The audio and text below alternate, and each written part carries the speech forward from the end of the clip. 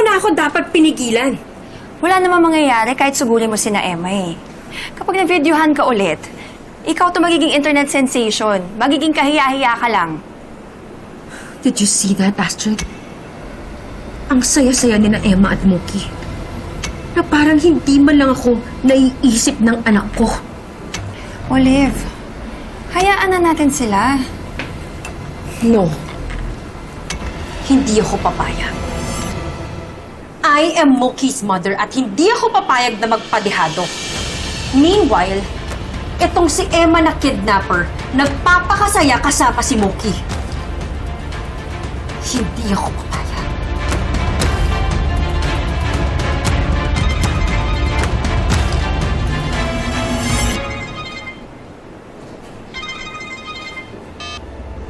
Saka pa? What the hell do you want from me?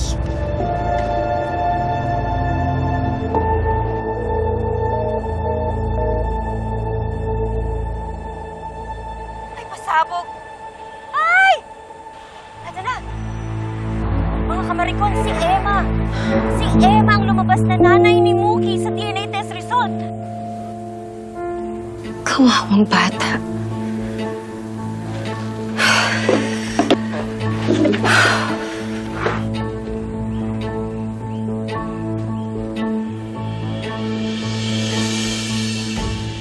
Sa totoo lang, nakakasawa na ring suotin to. Pero ayoko kasi talagang nagmumukhang si Ate Olive.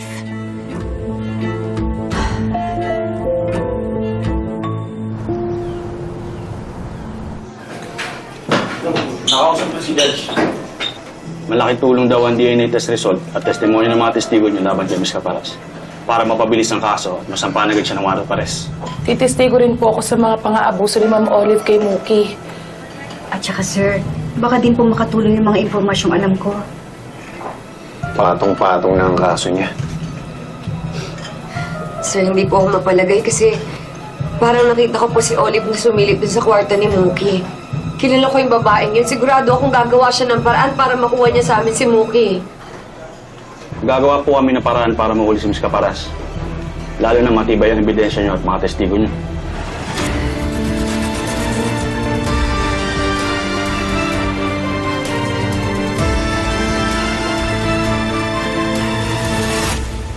Olive, wala ba talaga tayong gagawin?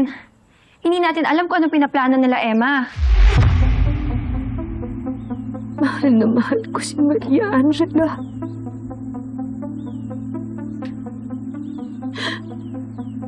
Ayokong mahal pa sa akin ang anak ko. Olive, stop with these delusions. Hindi si Maria Angela si Mookie. Isipin mo mabuti. Na-aksidente kayo ni Maria Angela and she didn't survive. Matagal nang patay si Maria Angela.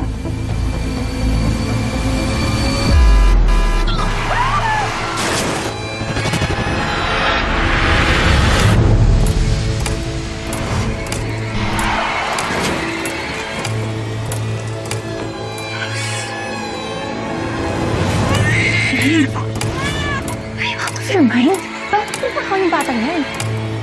Hindi ko nga anak si Mookie. Hindi nga siya si Maria Angela. Pero siya ang bumuhay sa akin. Nung nawala sa akin si Maria Angela. Itinuring ko siyang parang sa akin. Mahal na mahal ko siya, Astrid. Olive, I understand. I really do. Pero kailangan mo din isipin yung sarili mo. Yung problema natin ngayon. Kausap ko si Attorney Galvez. Sinabi niya sa akin he's been trying to reach you but you're not answering. Kailangan natin planuhin yung depensa natin kapag kitasuhan tayo ni na Emma.